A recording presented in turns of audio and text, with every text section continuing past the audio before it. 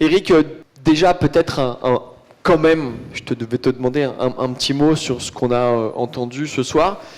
Moi, j'ai retenu un enthousiasme incroyable. Voilà.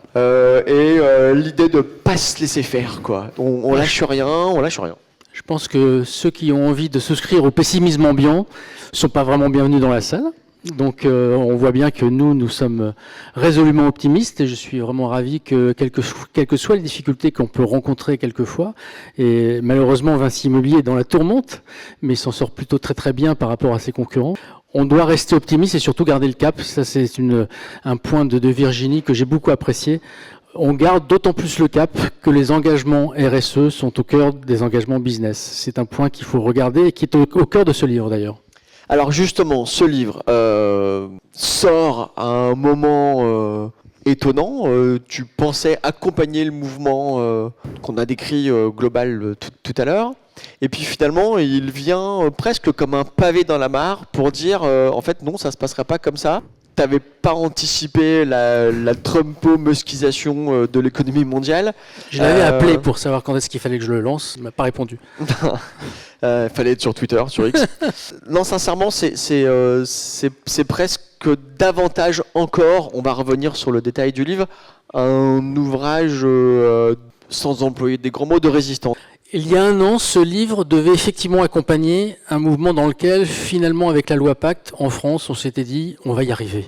Les entreprises vont prendre en compte leur environnement, l'environnement social, l'environnement environnemental. Les stratégies vont se débloquer sur ces sujets-là. On va aller beaucoup plus loin grâce aussi à la CSRD sur la capacité à évaluer les impacts. Et donc, se dire qu'il y a un nouvel outil de gestion qui est le dividende sociétal dont on va parler pour pouvoir accompagner ce mouvement-là et outiller l'engagement des entreprises dans la continuité de la place qu'ils veulent prendre dans la société, ça paraissait assez évident. Bon, est arrivé ce qui est arrivé, je ne vais pas y revenir. Effectivement, aujourd'hui, ce livre, moi, je le propose comme étant finalement, par rapport à l'ère de la brutalité, de montrer que l'ère de l'espoir existe déjà. Et qu'il faut rappeler que quel que soit ce qui se passe, effectivement, je rejoins Thibaut par le fait que, en fait, la brutalité finit toujours mal, en fait, et il faut peut-être moins de temps qu'on ne le pense pour que ça finisse mal.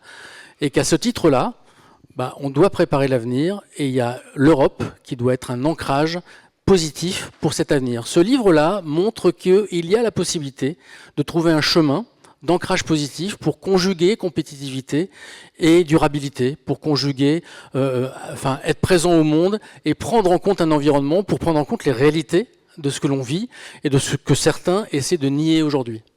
Alors c'est un livre où tu as mis beaucoup de toi. D'ailleurs, j'aime beaucoup lire des essais écrits à la première personne, donc tu t'engages personnellement. Alors on a beau être chez Duno, qui est une maison très sérieuse, il y a un petit peu de gonzo intellectualisme chez toi. C'est un livre qui est à la fois un livre sur le fond, c'est un livre très concret, c'est un livre qui est actionnable, qui se termine d'ailleurs par un lexique. Revenons à sa genèse, le dividende sociétal. J'allais te demander qu'est-ce que c'est et aussi qu'est-ce que ce n'est pas. Ce qui est très très bien, c'est que le dividende sociétal, nous le vivons ce soir. Le dividende sociétal, ce n'est pas que du mécénat, ce n'est pas que du don, c'est une mise en lien, c'est un ensemble de coopérations qui se font entre des acteurs économiques qui ont chacun leur rôle à jouer dans la résolution des enjeux que nous avons à affronter. Concrètement, le dividende sociétal, c'est je prends une partie des bénéfices que je réalise, donc il faut être rentable. Je prends une partie des bénéfices que je réalise et je les mets au service de causes d'intérêt général. Ça a plein de vertus. La première vertu étant de décentrer l'entreprise de son intérêt propre. Quand l'entreprise, au niveau stratégique, se décentre de son intérêt propre pour aller vers l'intérêt général, on a la conviction que du coup, ça va changer les imaginaires, ça va permettre de pouvoir lutter contre le fatalisme en essayant de faire en sorte d'inscrire définitivement au niveau stratégique le fait que l'entreprise est inscrite dans son environnement. Tout en aidant, finançant des causes, des associations, des projets qui sont quand même assez congruents avec l'objet social de l'entreprise. Oui, alors le point concret... Ça peut ne pas, mais ça doit. Le point concret du dividende sociétal, il prend toute sa force par le fait qu'il y a une continuité entre le rôle que l'entreprise s'est donné dans la société et les projets qui seront financés. Il y a 3 types de projets. Il y a des projets directs. Je vais financer l'achat d'un puits de carbone pour faire en sorte de le protéger. C'est ce qu'a fait le Crédit Mutuel. Je vais financer des associations associations d'égalité des chances parce qu'elles sont congruentes avec l'engagement de l'entreprise. C'est ce que fait Tenzing. Ou je vais financer la possibilité d'internaliser des activités à caractère gratuit, aider, proposer des services à des personnes en difficulté pour éviter que ça ne dégénère socialement.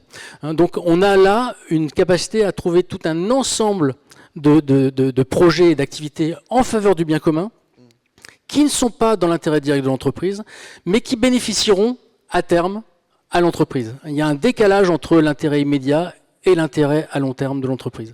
Tu viens de citer 3 entreprises, dont la tienne, mais aussi la Maïf et le Crédit Mutuel.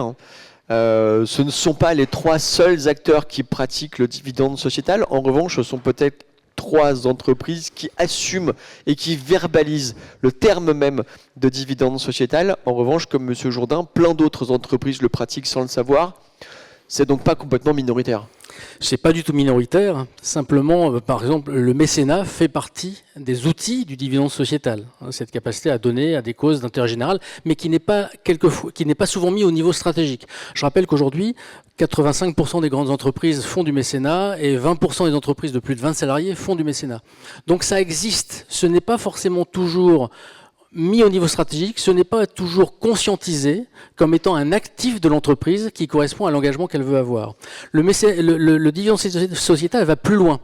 Non seulement il le met au niveau stratégique, mais il induit le fait que la répartition de la valeur ne doit pas se faire uniquement entre capital-travail, doxa capitaliste traditionnel, mais doit se faire systématiquement entre capital, travail et ce qu'on appelle les parties prenantes silencieuses, que sont le social ou l'environnemental. En ayant ce triptyque-là, on change la manière de gérer une entreprise, on change la manière, et on imbrique encore plus le fait d'avoir des engagements RSE qui soient au cœur des engagements business. Ce qui est intéressant dans le dividende sociétal, et tu le décris bien dans le bouquin, c'est qu'on n'est pas sur du volume, on est sur de la proportion. Et là, ça commence à piquer un peu pour les actionnaires. Oui, alors voilà, c'est aussi l'intérêt de le nommer par rapport à l'immense majorité qui ne le nomme pas.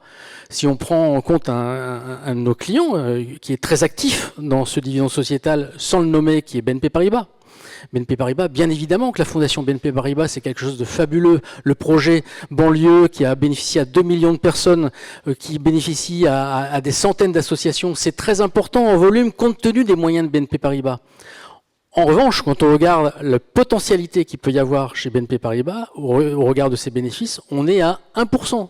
C'est mieux que rien. Mais quand on factualise et qu'on normalise ce partage de la valeur au niveau stratégique, le passer de 1 à 5%, ça ferait déjà une démultiplication considérable. Donc là, et il existe des modèles où ça existe comme ça. On dit on pourrait toujours faire mieux. On ne va pas transformer les entreprises en ONG, c'est pas le propos. Le propos, c'est d'avoir une autre manière de partager la valeur. Et quand on regarde les pays du Nord, je crois que c'est Dominique qui en parlait tout à l'heure, les pays du Nord sont incroyablement plus avancés que nous par rapport à ça. Le Danemark, par exemple, 1350 fondations actionnaires qui maîtrisent 20% de l'économie danoise. Vous avez une entreprise de pharmacie nordique, Novo Nordisk. Un des leaders mondiaux. Un des leaders mondiaux de la pharmacie, 70 000 collaborateurs, 36 milliards d'euros de bénéfices. De bénéfices, non, pas de bénéfices, de chiffre d'affaires, c'est déjà pas mal. Ils ont décidé, eux, de mettre en place une fondation... 5% de 36 milliards, ça commence à faire. Eh ben oui, non, mais ils en sont là. Enfin, aujourd'hui, c'est même plus que 5%, puisqu'ils ont décidé, eux, de créer une fondation actionnaire qui détient 25% du capital et qui a généré une fondation actionnaire, donc à but non lucratif, pour le bien vivre, qui est dotée de 150 milliards d'euros. Ça représente 25% de la recherche du Danemark. Bon, toutes les entreprises ne vont pas créer ça, mais on voit bien que entre les entreprises très bien disantes et qui font déjà beaucoup de choses et celles qui pourraient potentiellement faire plus, on a des marges de manœuvre considérables pour pouvoir mobiliser beaucoup d'argent au service de l'intérêt général. À un moment donné, il y a une réflexion que tu mènes autour du capitalisme. On te sent parfois un peu radical, parfois un peu plus modéré, mais il n'en reste pas moins que à la fin des fins, j'allais dire, il faut faire la poche, il faut faire les poches aux actionnaires.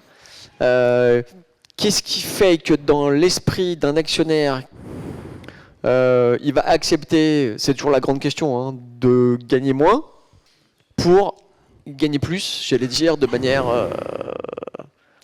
indirecte, différée. Voilà. À un moment donné, il faut les convaincre. Oui. Comment tu fais ? Alors, j'ai vraiment pas toutes les réponses. Hein. Je donne quelques pistes, notamment très axées sur la responsabilité. Il est bien évident que la raison pour laquelle ça ne s'est pas encore passé comme ça, les principales entreprises qui ont pris le dividende sociétal sont d'abord des entreprises mutualistes qui n'ont pas d'actionnaires, facile, ou des entreprises dont les dirigeants sont eux-mêmes des actionnaires, encore facile, puisqu'on parle alors à leur conviction. Il est beaucoup plus compliqué quand les dirigeants ne sont pas forcément les actionnaires et qu'il faut convaincre des actionnaires qui, eux, attendent leurs dividendes. Donc effectivement, là, c'est une véritable difficulté. Comment faire ? Appel à responsabilité et mettre en évidence ce que ça va leur rapporter à moyen terme versus ce que ça leur coûte à court terme. Parce que toutes les études commencent à montrer quand même que le réchauffement climatique, les instabilités sociales, ça va coûter entre 5 et 25% de la rentabilité d'entreprise à court terme. On parle de 5 ans. D'accord ? Quand on aura compris que continuer à essayer de gagner dans un monde qui perd, ce n'est pas une stratégie positive et ce n'est pas une stratégie gagnante, je pense qu'il y a des actionnaires qui se laisseront convaincre. Donc malheureusement, je parle là d'une conviction par la peur. J'aimerais bien qu'il y ait une conviction par la responsabilité, parce que les actionnaires sont aussi des personnes qui ont des moyens et qui, aujourd'hui, je rappelle que 96% des dividendes sont versés aux 1% des plus riches. Donc quelque part, leur enlever une petite partie de ce qui leur reviendrait ne va pas changer leur vie en fait. Et il faut par contre savoir qu'est-ce que ça va leur apporter à moyen terme et leur faire la preuve à travers des pionniers qui le font déjà et qui en tirent déjà les bénéfices. Donc c'est par le bénévolat, non. c'est de manière non imposée par la loi qu'on peut généraliser le dividende social. Ce sera ma dernière question. C'est un effet d'entraînement, mais il y a quand même des incitations fiscales. Alors d'abord, il y a une loi organique qui dit que quand un corps est infecté à 10%, l'infection c'est pas tellement un très joli terme par rapport à ce qu'on évoque, mais quand est infusé à 10%, la maladie se généralise. Donc ça veut dire qu'il faut qu'il y ait une base de personnes, d'entreprises solides qui aient envie de mettre en place ça et de le revendiquer et qu'il montre que c'est un comportement vertueux de manière à susciter le mimétisme. Vous savez, la société fonctionne souvent par mimétisme. Et donc il faut susciter le mimétisme. Par rapport à ça, on a énormément de progrès, progrès à faire. Et moi, ce que je dis, c'est que l'État, on parlait tout à l'heure de l'articulation entre les entreprises et l'État, c'est plus que ça. Il faut créer des coopérations entre l'État et l'entreprise, les multiplier, faire en sorte que les entreprises retrouvent une démultiplication de leur action d'engagement à travers les politiques d'État. C'est d'ailleurs ce que fait aujourd'hui les entreprises s'engagent, qui aujourd'hui regroupe 100 000 entreprises, qui fait cette articulation entre politique d'État et puis entreprises. Donc il y a à la fois une incitation dans la manière de coopérer entre l'État et les entreprises, et moi ce dont je rêve, c'est que le dividende sociétal, au même titre que la participation, l'intéressement, puisse bénéficier d'une défiscalisation qui donne envie aux dirigeants de pouvoir s'y mettre. Alors c'est pas une manière de les acheter, c'est simplement une manière de dire que quand on répartit la valeur en faveur du collectif, on génère des coûts évités pour la collectivité, et en générant ces coûts évités, on peut les rendre à l'entreprise. C'est ce qu'on évoquait tout à l'heure sur le fait de focaliser les aides sur les entreprises vertueuses. J'ai beaucoup aimé ça parce que c'est un peu l'esprit du dividende sociétal. Je le notais, je n'étais pas en train de chercher mes messages, j'étais en train de regarder une des phrases que tu écris. Tu souhaites subvertir les codes de l'imaginaire capitaliste